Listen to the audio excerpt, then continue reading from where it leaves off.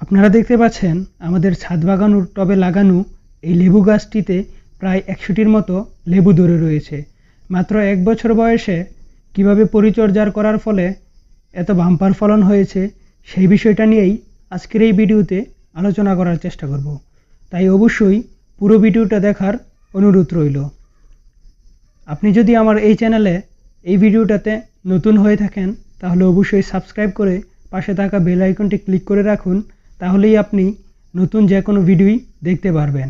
সেই সাথে আপনি যদি আমাদের চ্যানেলের নিয়মিত ভিউয়ার্স হয়ে থাকেন তাহলে আপনাকে অনেক অনেক ধন্যবাদ। ভালো ফলন পাওয়ার জন্য ভালো মানের চারা নির্বাচন করতে হয়। এখন আমরা মাটি প্রস্তুত সেই সাথে চারা রোপণের প্রসেস বলার চেষ্টা করব। চারাটি নির্বাচন করার প্রথমেই দেখতে হবে চারার নিচ দিয়ে যেন বড় বড় শিকড় বেরিয়ে না যায়। সেই সাথে যদি সম্ভব হয় তাহলে কলমের